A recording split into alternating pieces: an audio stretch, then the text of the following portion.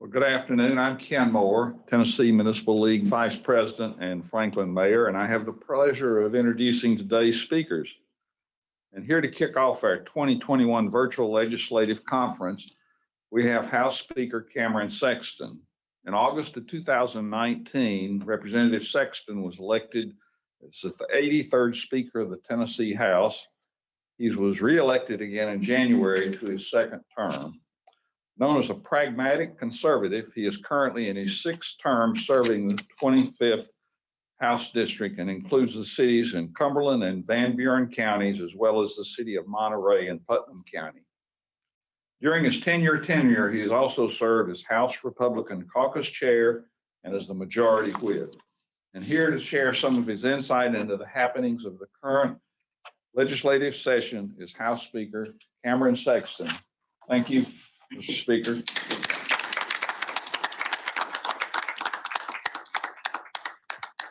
Thank you. It's great to be here this morning, and I'll do more Q&A than I will speaking. And I was looking at the order, good to see you, Mayor, and looking at the order, and I'm the leadoff. So that all means I have to do is get a single or base hit. And so I'm happy. The governor's coming in. He needs to drive everybody in, so the pressure's on him.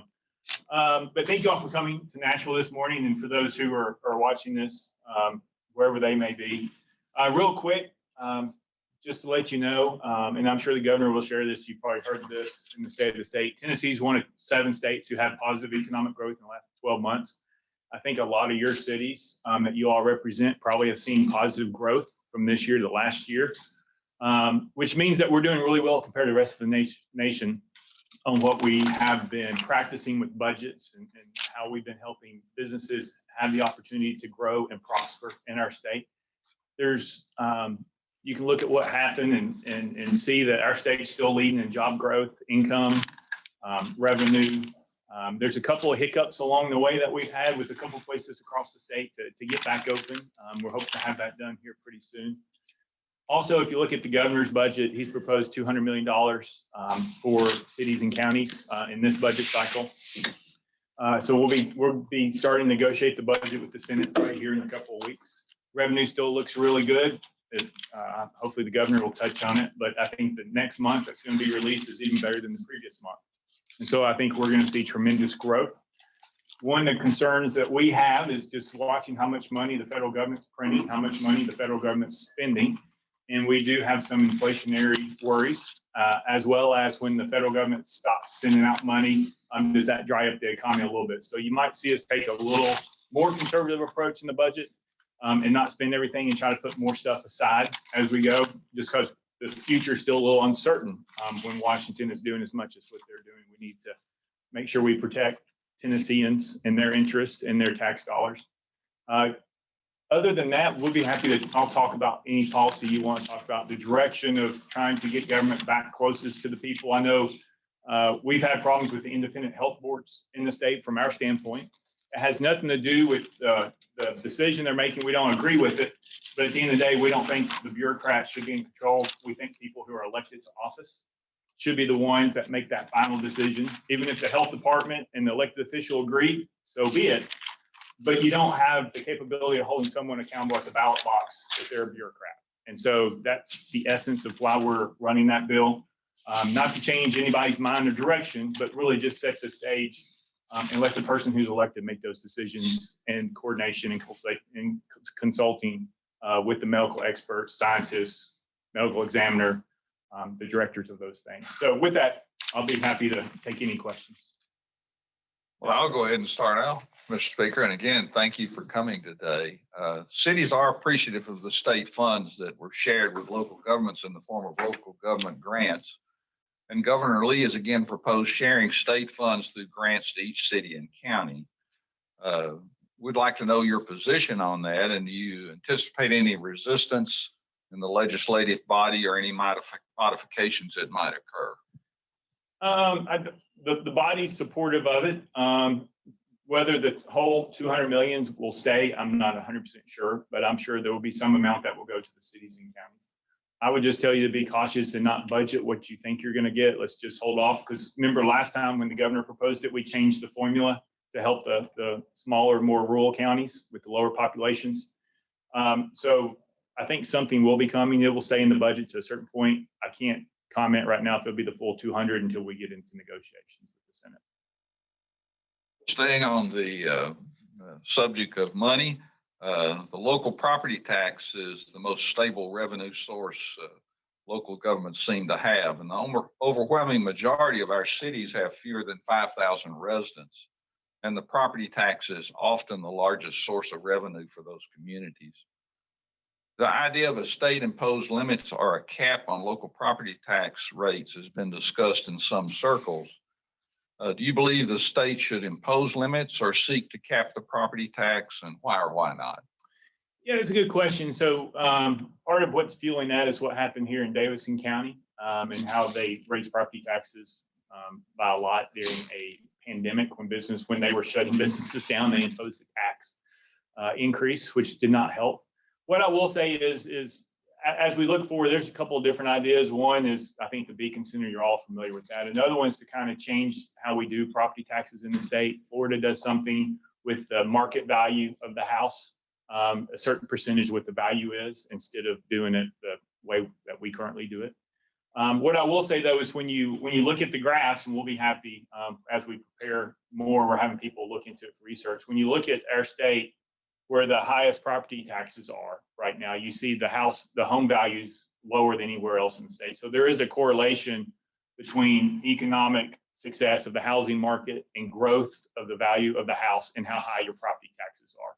And so I think most of our approaches is not so much to control what you do. Most of it is trying to make sure we don't price ourselves out to where you price out senior citizens where they can't live in their home and the lower income people where they can't live in their home. So I think there's a delicate balance on how to do that. But as always, we're willing to work with you all to try to figure out some kind of solution without taking away your autonomy, but also making the realization that here in Davidson County, when they raise it 34% on people who live out in the nation's area and other places, they might not be able to afford that as much as the housing market is growing.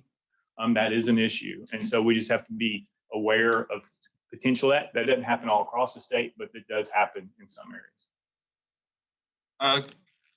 How much do you anticipate placing into budget reserves this year, and where will this leave the total amount of reserves held by the state? So the governor's proposed 50 million. We think we're going to have to put in more than that. We feel like it'd be hard to go to the bond companies when we've had this growth, the tremendous growth that we had, and one-time money, over $1 billion, and just tell them we've only put 50 million into the rainy day fund. So I think you'll see that go up. Right now, I think it would stand about 1.5 billion is where we're at, or close to it. I think you'll see in the tune of probably another 100 million or so moving in, putting into the rainy day fund. The state did receive federal funds under the Trump administration to assist in management and recovery of the pandemic. How much of these federal funds were put to use, and in what ways were they utilized, and what benefits have been derived from the availability of those funds? Well, so the first round of money was really beneficial for all states. It was designed to help businesses who are being closed down to stay on their feet, keep the doors open, to help other entities as well in our state and other states. We used the money for different loan programs. We created like a small business loan, which I don't think some of the communities didn't do. And so we did that. We also saw a need where minority businesses did not have the banking options. Their bank were not offering the PPP loans, and they couldn't get them. So we came up with the minority-owned business program where they could apply. Nonprofits as well was mixed in that, which was probably the most successful program that we had in there. We also put a ton of money, over $1 billion, in the unemployment trust fund. So it wouldn't increase fees and taxes on businesses like you saw in other states. Louisiana is 100 million in the hole. We're working right now to try to redo the unemployment trust fund to make it a little bit more solvent. So if we go through this, it's more stable. We thought $1 billion in it was stable. Come to find out, we ran it dry, and that would have been a huge problem for businesses. The next round of money coming from the federal government is more of a bailout, to be honest with you. It's a bailout of the states who haven't managed their money. It's a bailout to the states who shut down businesses, because the higher your unemployment rate, the more money you get. It's designed awful, and they're just throwing a bunch of money out into the economy where the economy is rebounding. If you looked at it, it's a V shape that's coming back. But you shouldn't bail out California and Illinois for bad pension funds, for bad government policies. That's exactly what they're doing. So we'll see what this next round looks like. I don't think it was needed, but I'm not in Washington. So You've hinted at the answer to this next question, which is, when do you think we'll be able to safely declare that the Tennessee economy is fully recovered from the effects of the pandemic? We're close to it. I know the governor, if y'all want to talk to him about, he's trying to meet with Mayor Cooper here in Davidson County and get a plan of action on when they're going to open back up, not just words, but an actual plan. I was in Shelby County, Memphis at the end of last week. They're coming back. So I think it's close. The thing we have to realize though is the virus is going to be with us from now through eternity. We're going to have to continue to have the vaccination, it looks like. But we can continue to move forward, open up, evaluate your own risk to yourself. That's what we believe in. It's up to you on how much risk you're willing to take, whether you're starting a business or whether you're going out in a pandemic. It should be your decision. And the government's there to help you find the safe endeavors to do that. So it'll always be here. I feel safe going out right now. We wear masks and so forth, just to have protection, but the vaccinations are helping. So hopefully here pretty soon, everything will be back open.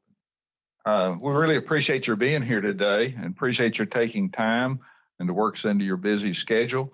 There's time for one more question. So are there any surprises that you can share with us that are going to happen that we don't know about yet?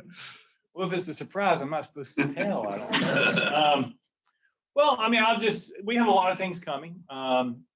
Education's a big thing. I think you saw that special session. When you're trying to recruit people to come into your community, we want every community to be a growing, vital environment for business. But you can't have that if only a third of your fourth graders can read and do math proficiently. This doesn't happen. There's not a market there for employers to pull from. And if you look at our population in West Tennessee, it's all moving to North Mississippi. And so if you look at Marshall and DeSoto counties, DeSoto County increased from 60,000 to 190,000 in 10 years. Amazing growth at the expense of West Tennessee. And so we have to change how we do education. When you come out of 12th grade, you should be able to handle a job at that point. And if you want to go to college, you shouldn't have to take remedial. That should just be a minimum expectation. And so we're going to continue to push education, push the agenda to try to make sure that when your kids come out of your community and they go into the workforce, they're prepared to enter the workforce. And that's the one thing that we should be doing that we're not doing. We've done better in the last 10 years. But when you thrive to be good, you will always be good. When you thrive to be great, you can get to great. When you thrive to be number one, you can get there. But wherever you set your goal is where you're going to end up. So you don't set it short, you set it long.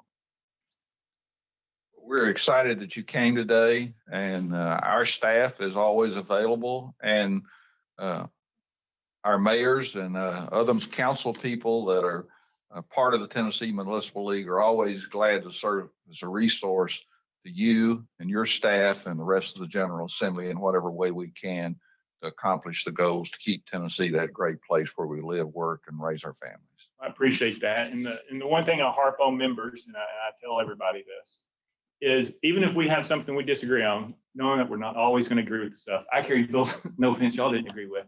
But at the end of the day, even when you don't agree with what someone's trying to do, if you don't let it limit to your point, working the next bill with one another, that's when you can make good policy. But when people hold back because you're against them on something else, that's how you have bad government and bad policy. So appreciate what y'all do. Continue to look forward to working with you, and y'all have a great day.